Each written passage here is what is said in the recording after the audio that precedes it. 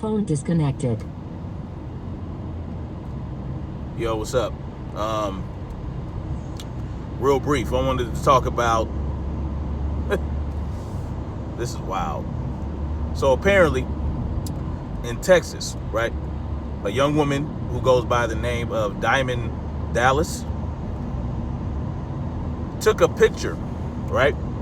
Took a picture of herself holding a gun and standing with her fiance, who was also holding a gun and actually had good trigger discipline, and holding a wad of cash, right? Took a picture of that way. So the college or the technical institute she went to suspended her because another student came across the picture and showed it to, I guess you would call the technical principal or whatever the hell, and suspended this young woman, talking about, oh, she was you were taking a picture holding an illegal gun and all this other shit, right? And I'm like, number one, how you know the gun's illegal? By looking at a picture. And so come to find out, they were actually at a range, right? Her and her dude were at a range getting taught to shoot by his cousin, who's a veteran. So his cousin took them to the range to teach them how to shoot because he's a veteran and he has that knowledge. Now, old girl is suing the institute, and she damn well better, and she damn well has a right to, because what this is doing is violating your First and Fourth Amendment rights. Okay, because what you're doing is you're taking a picture, expressing your ability and your freedom and your rights to keep and bear arms. Okay, it's not necessarily a Second Amendment violation because they didn't send people to get her guns, but this is what the world has come to. The world has come to a place where we can't even enjoy ourselves outside of these institutions that we go to, like colleges and work. We can't go to work. We can't live life privately. We can't live our private life, even if we want to put our private life on blast. If I want to go take a picture with me holding a gun, right, that should have no bearing on my job. That has nothing to do with my work. That's me doing some shit that I'm doing on my own free time, and has nothing to do with you. I don't give a fuck if I was burning crosses and burning Bibles, okay? If I was burning a Bible and then went to work for somebody who is a Christian, they have no right to fire me because I'm burning the Bible on my free time. Now, not that I would burn a Bible. I'm just using an extreme example of what you can do on your free time that's illegal. There's no law that says you can't burn a Bible, right? Unless you're in one of those Bible Belt states that still have these medieval laws. And if I'm performing my job and I'm always getting praise from my bosses and I'm getting raises and I get good evaluations, and then all of a sudden you don't like it that I'm burning the Bible and you decide to fire me for that, well, that's a problem. That's a problem. I can do whatever the hell I want on my free time. That is not illegal. I'm not hurting anybody. You know what I'm saying? I'm just not. If I'm not hurting anyone, I'm causing harm to no one. I am making a victim of no one. I can do whatever I want. I can do what I want. That is the extent of your human rights. All right? Not government given human rights. Naturally given human rights. Do you understand what I'm saying?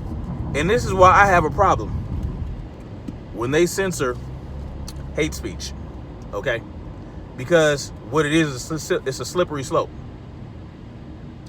If you allow them and justify the censorship of those who even spout the most racist shit you've ever heard in your life, then you give them the option to censor you whenever they feel like it. When they don't like something they heard coming from you, you give them carte blanche to censor whatever the hell they want to censor. Well, I say no. If some racist folks want to get on YouTube and start spouting racist shit, more power to them. Let them do it. Matter of fact, I want to see it. I want to see it. So when I see you on the street and you try to be polite and nice, I'm like, nah, man, I saw you on the video talking all that rah-rah shit. You know what I'm saying? Like, how do you feel about that now that you're standing in front of a black man? You know, you can't. Emotionalism is the downfall of logic. Okay? Emotionalism, listen, do I get emotional about shit? Sure. But you can't inject emotion into everything. You have to step back and look at it like, look, if I make Facebook censor this individual for saying racist shit, right? What I deem as racist and what they're going to deem as racist, because guess what? It's very one-sided.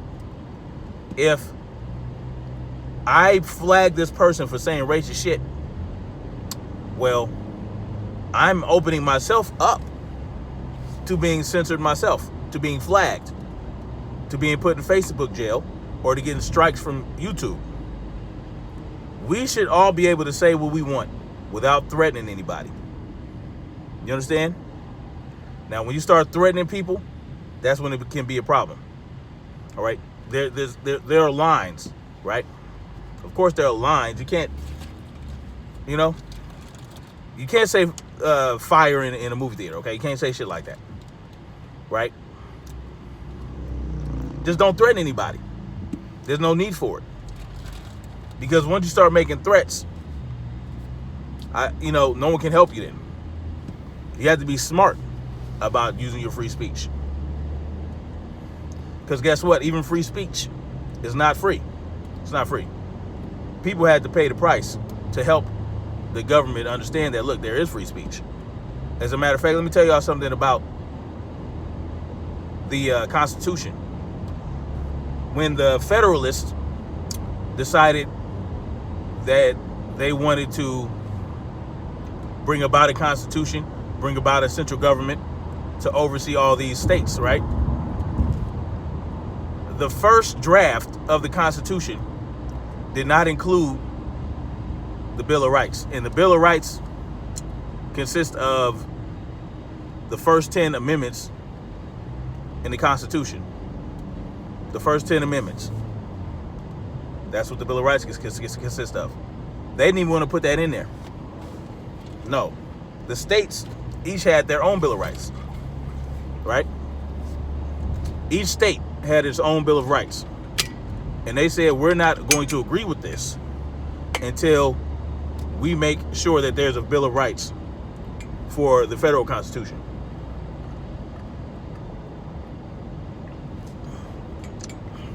Not because they wanted the government to grant us those rights. No, because the government cannot grant us the right for anything. They don't grant us rights. Those rights already exist. What those Bill of Rights are there to do is to ensure that those rights are protected, not given. Okay? And if you can't give a right, you can't take it away. Now, the 13th, 14th, and 15th Amendments, let's say the 13th Amendment, they will take away your rights by force if they feel you've committed a crime. All right? Your rights are stripped away and you become a slave. That's how that legal slavery still exists. Okay? Legal slavery still exists. But I digress. The whole point is, this is why we don't want them to censor anybody. No one should be censored as long as they're not making threats to somebody. And if they're making threats to somebody, well, then you know to be put on alert. You put yourself on alert. Now, do I necessarily agree that you should send some cops to somebody's house because they made a threat online? No, I'm not saying that. Because when people get emotional, or when emotionalism gets into the picture, people often will say shit that they shouldn't say out of anger.